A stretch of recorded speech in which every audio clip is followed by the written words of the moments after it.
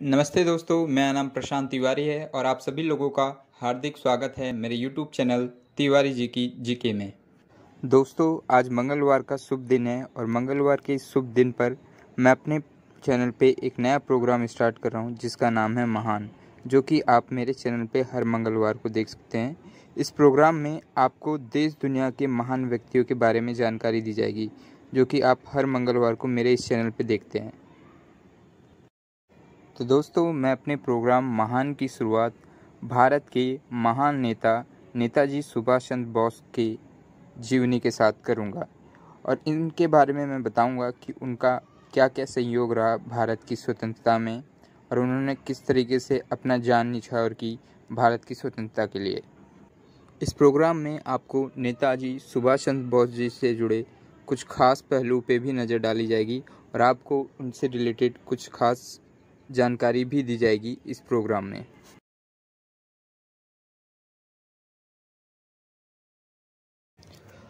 तो दोस्तों, महान के पहली एपिसोड की शुरुआत करते हैं नेताजी के जन्म और उनके पारिवारिक जीवन से। नेताजी सुभाष चंद्र बोस का जन्म 23 जनवरी 1897 को उड़ीसा के कटक शहर में एक हिंदू कास्ट परिवार में हुआ था। उनके पिता का नाम जानकीनाथ बोस और उनकी माता का नाम प्रभावती था।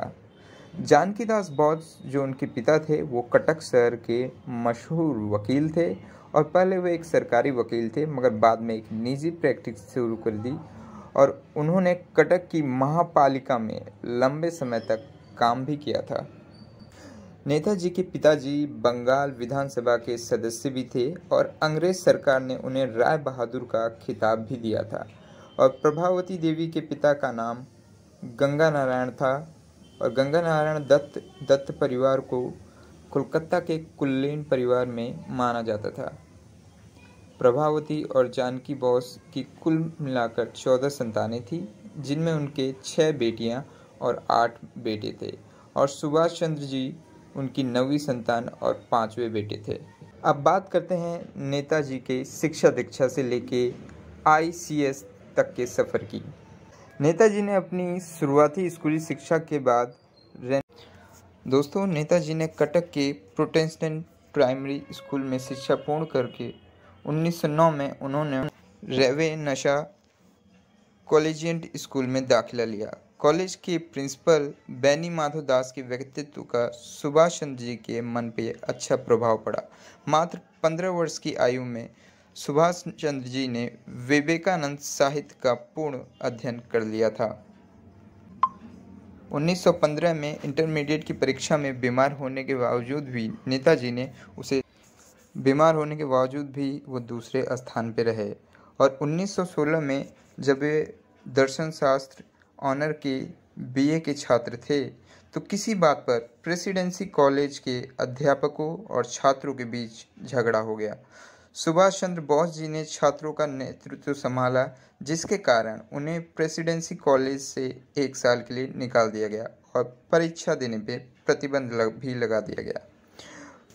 49वीं बंगाल रेजिमेंट में भर्ती के लिए उन्होंने परीक्षा भी दी, किंतु आंखें खराब होने के कारण उन्हें सेना में अयोग्य साबित कर दिया गया। नेताजी ने खाली समय का उपयोग करने के लिए टेरिटोरियल आर्मी की परीक्षा दी और फोर्ट विलियम सेनालय में रंगरूट के रूप में प्रवेश पा गए। 1919 में उन्होंने BA पास किया और वो कोलकाता विश्वविद्यालय। नेताजी दूसरे स्थान पर रहे। नेताजी के पिताजी की इच्छा थी कि सुभाष ICS बने, किंतु उनकी आयु को देखते हुए केवल एक बार ही यह परीक्षा पास करनी थी। उन्होंने पिता से 24 घंटे का समय मांगा यह सोचने के लिए कि वो परीक्षा देंगे या नहीं। इसीलिए उन्होंने ये निर्णय लिया और सारी रात वो इस असमंजस में जागते रहे कि क्या किया जाए। आखिरकार उन्होंने परीक्षा देने का फैसला किया और 15 सितंबर 1909 को वो इंग्लैंड चले गए।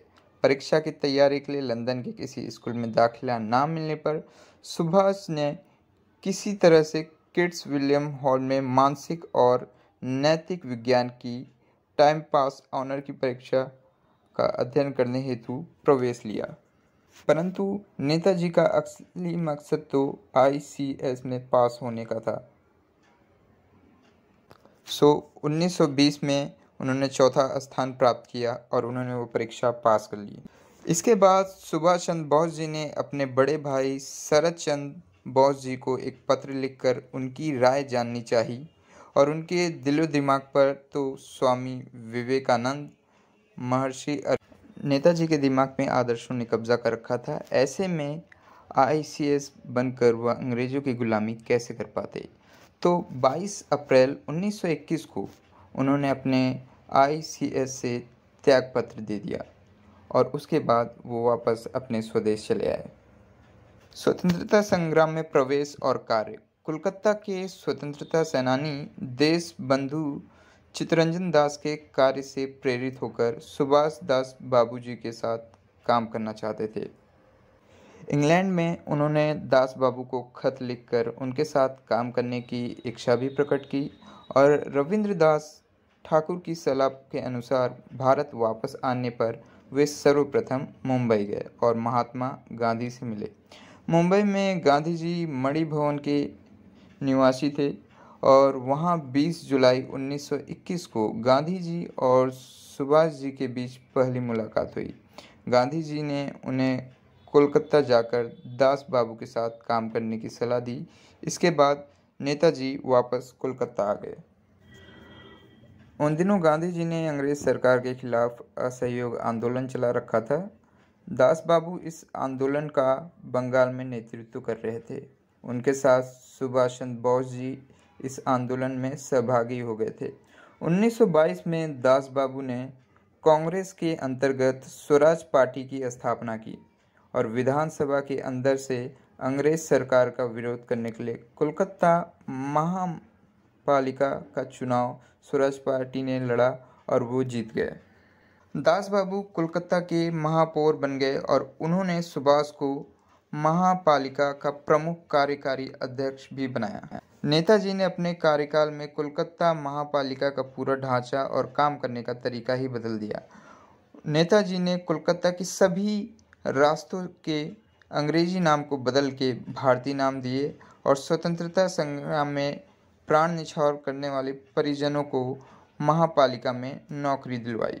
बहुत जल्दी नेताजी देश के एक महत्वपूर्ण युवा नेता बन गए। जवाहरलाल नेहरू के साथ सुभाष जी कांग्रेस के अंतर्गत युवाओं के प्रेसिडेंशियल लीग शुरू की। 1927 में जब साइमन कमीशन भारत आया तब कांग्रेस ने उन्हें काले झंडे दिखाए। कोलकाता में सुभाष जी ने इस आंदोलन का नेतृत्व किया। साइमन कमीशन को जवाब देने के लिए कांग्रेस ने भारत का भावी संविधान बनाने का काम 8 अस्थायी आयोग को सौंपा। मोतीलाल नेहरू इस आयोग के अध्यक्ष थे और सुभाष उनके एक सदस्य थे। इस आयोग की रिपोर्ट नेहरू जी ने पेश की और 1928 में कांग्रेस का वार्षिक अधिवेशन मोतीलाल नेहरू की अध्यक्षता में कांग्रेस ने किया कोलकाता में। सुभाष जी ने खाकी गणवेश धारण करके मोतीलाल नेहरू को सैन्य तरीके से सलामी दी। गांधी जी उन दिनों पूर्ण स्वराज की मांग से सहमत नहीं थे। इस अधिवेशन में उन्होंने अंग्रेज सरकार को डोमिनियन स्टेट मांगने की ठान ली थी, परंतु सुभाष बाबू और पंडित जवाहरलाल नेहरू को पूर्ण स्वराज की मांग से पीछे हटना मंजूर नहीं था। अतः यह तय किया गया कि अंग्रेज सरकार को डोमिनियन स्टेट देने के लिए 1 साल का वक्त दिया जाएगा। अगर 1 साल में अंग्रेज सरकार ने यह मांग पूरी नहीं की तो कांग्रेस पूर्ण स्वराज की मांग करेगा, परंतु अंग्रेज सरकार ने यह मांग पूरी नहीं की। इसलिए 1930 में जब कांग्रेस का वार्षिक अधिवेशन जवाहरलाल नेहरू की अध्यक्षता में लाहौर में हुआ तब ऐसा तय किया गया 26 जनवरी का दिन स्वतंत्रता दिवस के रूप में मनाया जाएगा।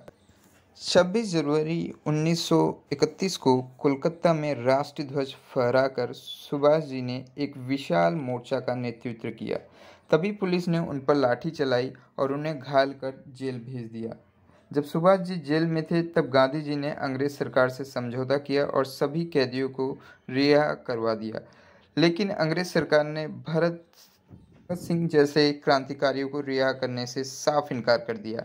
भगत सिंह की माफ़ी के लिए गांधी जी ने अंग्रेजों से बात तो की, परंतु वो बहुत ही नरमी के साथ की, जिसका कुछ ज़्यादा असर अंग्रेजी सरकार पे नहीं रहा। सुभाष जी चाहते थे कि इस विषय पर गांधी जी अंग्रेजी सरकार के साथ अपने समझौते तोड़ दे, परंतु गांधी जी ने ऐसा नहीं किया और यही कारण है कि भगत सिंह बच नहीं पाए।